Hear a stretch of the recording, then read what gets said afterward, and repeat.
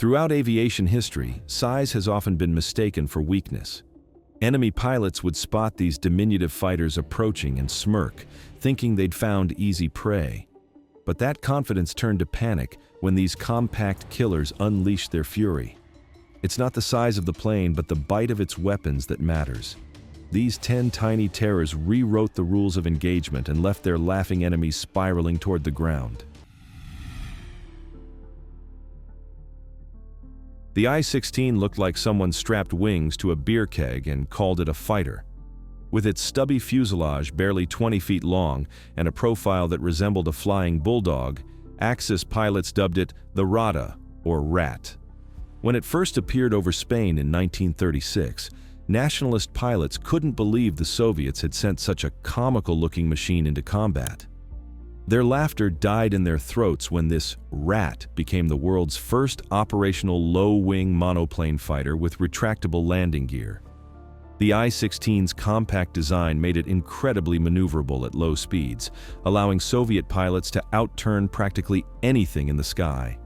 Its radial engine gave it surprising power for its size, reaching speeds of 326 miles per hour, faster than most contemporary fighters. During the Spanish Civil War, it dominated the skies, shooting down German Condor Legion aircraft with embarrassing regularity. When the Japanese encountered it over Khalkhin Gol in 1939, they learned the hard way that this barrel could roll, diving through formations and shredding their fighters with 20mm cannon fire. But the I-16's greatest moment came during the early days of Operation Barbarossa.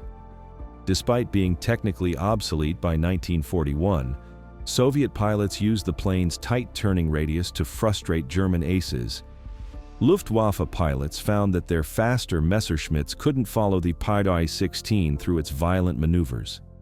One pilot, Viktor Talalikin, even rammed a German bomber with his I-16 at night and survived. If you think a flying barrel was impressive, wait until you see what Italy brought to the fight with technology from a previous era. By 1940, biplanes were museum pieces. Everyone knew monoplanes were the future. Everyone except the Italians, who sent the CR-42 Falco into battle against modern fighters. British pilots initially thought they were hallucinating when they encountered these fabric-covered relics over North Africa and the Mediterranean. The CR-42 looked like it had time-traveled from World War I, with its double wings, fixed landing gear, and open cockpit. RAF squadrons assumed these would be easy victories to pad their scores. They were wrong. The Falco was the most maneuverable fighter in the sky, capable of turns that would rip the wings off a monoplane. Its lightweight construction, just 4,200 pounds fully loaded, meant it could outturn, outclimb, and outloop anything the Allies threw at it in close combat. Armed with twin 12.7mm Breda Safat machine guns, it packed enough punch to shred enemy aircraft. During the Battle of Britain, CR-42s escorted Italian bombers over England, and British pilots discovered that catching one required teamwork and altitude advantage. The plane's finest hour came in November 1940 when Falcos attacked RAF Sidi Barrani airfield in Egypt. Flying at dawn, Italian pilots caught British fighters on the ground, destroying dozens before anyone could react.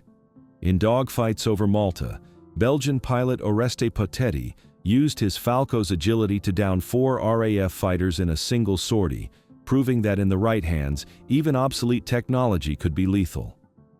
Think a biplane was outdated? The next aircraft on our list was built for one purpose only: pure, terrifying speed. Before the Zero became legendary, Japan had the A-5M Claude, a fighter so small and delicate that Western intelligence dismissed it as a trainer. With a wingspan of just 36 feet and weighing only 3,700 pounds, it looked more like a racing plane than a combat aircraft. When Chinese pilots first encountered it over Shanghai in 1937, they assumed these tiny machines would be easy targets for their heavier, more robust fighters. That assumption cost them the air war over China. The A-5M was built around a single revolutionary concept: air superiority through speed and maneuverability. Its lightweight construction and powerful Nakajima Kotobuki engine gave it a top speed of 273 miles per hour, while maintaining a turning radius that nothing could match. Chinese-American volunteer group pilots flying I-15 and I-16 fighters found themselves consistently outmaneuvered by these diminutive Japanese fighters. The Claude could sustain turns at speeds where Allied fighters would stall and fall out of the sky. Between 1937 and 1940, A-5M fighters shot down hundreds of Chinese aircraft while losing fewer than 30 of their own. Japanese ace Hideki Shingo used his Claude to down 11 enemy fighters in a single month. The aircraft's combat success over China gave Japan complete air superiority, allowing their bombers to operate unopposed. When World War II began, Claudes were considered second-line fighters, but they continued serving throughout the Pacific, including at Pearl Harbor where they flew from light carriers. But Japan wasn't the only nation building small, deadly fighters.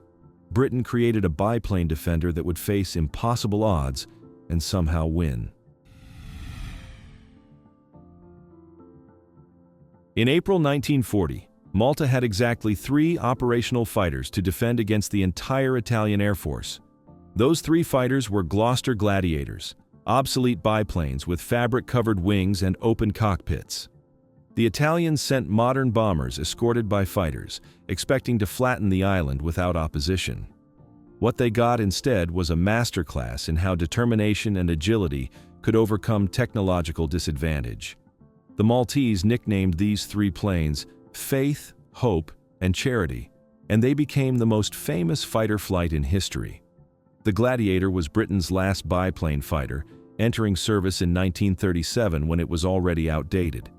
With a top speed of just 257 miles per hour, it was slower than everything Italy fielded. But what it lacked in speed, it gained in maneuverability and 4.303 machine guns that could saw through enemy aircraft. The 3 Gladiators defending Malta flew multiple sorties daily, often facing formations of 20 or more enemy aircraft. Italian bomber crews began reporting that Malta had dozens of fighters based on the number of interceptions. For weeks, those 3 pilots and their ground crews performed miracles. They'd land, rearm, refuel, and take off again within minutes, sometimes catching the same Italian formation twice in one raid. The Gladiators' tight turning ability meant Italian fighters couldn't bring their speed advantage to bear in the twisting dogfights over the island. By the time reinforcements arrived, Faith, Hope, and Charity had become legendary, proving that courage and skill mattered more than numbers or technology. While Britain was defending with biplanes, America was developing a fighter that would create an entire dynasty of warbirds. When Japanese Zeros attacked Pearl Harbor, most people remember the P-40 Warhawks that fought back. But 6 P-36 Hawks also scrambled that morning, and they scored America's first aerial victories of World War II. The P-36 looked almost cute compared to later fighters, short, stubby, with a radial engine and a greenhouse canopy. American pilots called it the Flying Barrel because of its portly appearance. The Japanese assumed these obsolete fighters would be practice targets. Lieutenants George Welch and Kenneth Taylor proved them catastrophically wrong. Flying P-36s, they tore into Japanese bomber formations with their .50 and .30 caliber machine guns, downing multiple aircraft before Japanese escorts could react. The P-36's excellent low-altitude handling made it perfect for the chaotic, low-level fighting over Oahu. Its radial engine could absorb tremendous battle damage and keep running, unlike the liquid-cooled engines in more advanced fighters. The P-36's combat record extended far beyond Pearl Harbor. In French service as the Hawk 75, it became the most successful Allied fighter during the Battle of France, with French pilots achieving a 2.3-to-1 kill ratio against the Luftwaffe. Over Finland, where it was called the Susu, the P-36 shot down Soviet fighters with devastating efficiency. The plane's rugged construction and stable gun platform made it deadly in the hands of skilled pilots. America's Barrel wasn't the only one making enemies regret their assumptions. The next aircraft took that concept and made it even stubbier. The Buffalo looked like someone inflated a fighter plane with a bicycle pump. Its rotund fuselage, stubby wings, and comically small tail made it the butt of jokes in American squadrons. When the Navy chose it as their first monoplane carrier fighter, pilots took one look and demanded transfers. The British called it the Flying Beer Barrel. The Dutch, who used them in the East Indies, said it looked like a pregnant fighter. Everyone agreed it was too fat, too slow, and too ugly to be effective. Then the Finns got their hands on Buffaloes, and everything changed. Finnish pilots took these rejected fighters and turned them into the most lethal aircraft in their inventory. Between 1940 and 1944, Finnish Buffaloes achieved a kill ratio of 32-1 against Soviet aircraft, making it one of the most successful fighters in history. Finnish ace Hans Wind shot down 39 enemy planes in his Buffalo, using its surprising low-speed maneuverability and heavy armament to devastate Soviet formations. The secret was how it was used. Americans tried to make the Buffalo into something it wasn't, a high-altitude interceptor and fleet defender. Finns used it as a low-altitude ambush predator, where its 4.50 caliber machine guns and tight turning circle made it unstoppable. Against I-16s and early Soviet fighters, the Buffalo was actually superior, with better guns, better visibility, and comparable speed. The plane didn't fail, it was simply deployed incorrectly by most nations. While the Buffalo found success in unexpected places, a small European nation built a fighter from wood and determination. When Germany invaded the Netherlands in May 1940, they expected to sweep aside Dutch defenses in hours. The Dutch Air Force flew Fokker D-21s, fighters so simple they were partially constructed from wood and fabric. German pilots laughed at intelligence photos showing these antiquated machines. With fixed landing gear, open cockpits, and a design that looked 5 years out of date, the D-21 seemed like a guaranteed kill. Those German pilots who survived the campaign learned to respect the little wooden fighter. The D-21 was small, nimble, and surprisingly well armed with 4 7.9mm machine guns concentrated in the nose. Its lightweight construction gave it exceptional climbing ability and maneuverability at the low altitudes where most combat occurred during the invasion. Dutch pilots used these advantages ruthlessly, bouncing German bomber formations and disappearing before escorts could respond. In 5 days of fighting, DXECOM pilots shot down over 50 German aircraft, a remarkable number considering they were outnumbered 10-1. But the D-21's real success came in Finnish service. Like the Buffalo, Finnish pilots turned this overlooked fighter into a killing machine. The wooden construction actually proved advantageous in Arctic conditions, easier to repair than metal and less prone to freezing. Finnish D-21 pilots achieved a 17-1 kill ratio against Soviet forces using hit-and-run tactics that exploited the plane's quick acceleration and tight turns. From wooden wonders to another underdog that would bloody the nose of Japan's legendary Zero. The Wildcat looked like Grumman built a fighter for children. At just 28 feet long with stubby wings and a barrel-like fuselage, it seemed comically inadequate next to the sleek, elegant Zero. When American carriers faced Japanese forces in 1942, Zero pilots confidently engaged the dumpy American fighters, expecting easy victories. The Zero was faster, more maneuverable, had longer range, and could outclimb the Wildcat. On paper, the Japanese fighter was superior in every measurable way. But the Wildcat had 3 things the Zero lacked: armor, self-sealing fuel tanks, and 6.50 caliber machine guns. While Zeros danced around trying to get killing shots, Wildcats absorbed punishment that would have exploded Japanese fighters. American pilots developed the Thatch Weave, a mutual support tactic that negated the Zero's maneuverability advantage. 2 Wildcats working together became death traps for overconfident Zero pilots who committed to turning fights. At the Battle of Midway, Wildcat pilots flew suicidal attacks against Japanese carrier strike forces, breaking up formations and buying precious time for dive bombers. During the Guadalcanal campaign, Marine Wildcat pilots in the famous Cactus Air Force held Henderson Field against overwhelming odds, shooting down Japanese aircraft at a 6-to-1 ratio. The plane's ruggedness meant pilots could bring home aircraft with damage that would have downed any other fighter. Wildcats returned to carriers with chunks of wing missing, engines shot full of holes, and control surfaces shredded, and they still landed safely. Think the Wildcat was impressive? The final aircraft on our list was made almost entirely of wood and became Hitler's worst nightmare.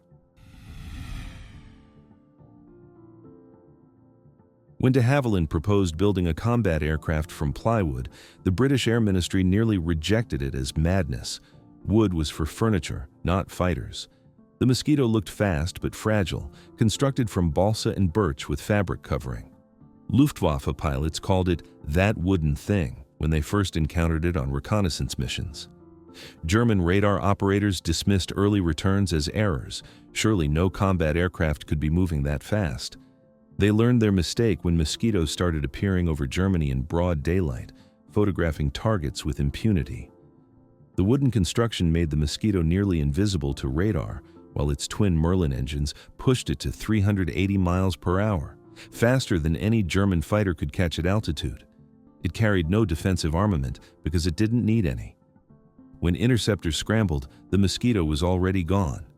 But the Mosquito wasn't just fast, it was versatile. As a fighter bomber, it carried the same bomb load as a B-17 while being faster than enemy fighters. As a night fighter, it dominated German bomber streams, shooting down hundreds with its radar-guided attacks. As a pathfinder, it marked targets for heavy bombers. One variant carried a 57mm cannon that could sink ships. Mosquitoes destroyed V-1 launch sites, assassinated high-value targets like the Gestapo headquarters in Copenhagen, and breached prison walls to free resistance fighters. The plane's wooden construction became an advantage when metal was scarce, and furniture makers could manufacture components in workshops across Britain. By war's end, Mosquitoes had flown over 28,000 sorties, with a loss rate far below any other bomber in service. Speaking of planes that defied expectations, one more tiny terror earned its place in history through sheer audacity. In 1950, United Nations pilots flying supersonic jets encountered something impossible: biplanes attacking them at night. The Polikarpov Po-2 was a fabric-covered trainer from 1928, so slow its maximum speed was 94 miles per hour. It looked like something from a museum display. North Korean and Chinese forces used it as a night harassment bomber, and American pilots assumed these would be the easiest kills of the war. Instead, the Po-2 became the most frustrating enemy aircraft in Korea. The problem was speed, or lack of it. F-86 Sabres couldn't fly slowly enough to stay behind a Po-2 without stalling. Pilots would dive on these biplanes, open fire, and watch their tracer rounds arc ahead of the target as their jets screamed past at 400 miles per hour. The Po-2's wooden and fabric construction was nearly invisible to radar, allowing them to sneak through defensive networks. They'd drop small bombs on airfields, supply depots, and troop positions, then vanish into the darkness. These night raids became so effective that Americans called them Bed Check Charlie. The psychological impact was enormous. Troops couldn't sleep, always expecting the distinctive sewing machine sound of the Po-2's engine. Pilots grew desperate to shoot them down, with some Sabre pilots actually receiving kills by using their jets' shockwaves to flip the biplanes into the ground. One Po-2 even shot down a Lockheed F-94 Starfire jet, making it possibly the only biplane to down a jet aircraft in combat. The Po-2 proved that in warfare, obsolescence is relative. The right weapon in the right situation remains deadly regardless of age. Size never determined lethality in the skies. These 10 compact fighters proved that agility, clever tactics, and pilot skill could overcome any technological disadvantage. From wooden biplanes to barrel-shaped monoplanes, each earned respect, written in enemy losses, and shattered expectations. Our channel has dozens more stories about aircraft that changed history in unexpected ways. Keep watching to discover more aviation legends that defied the odds.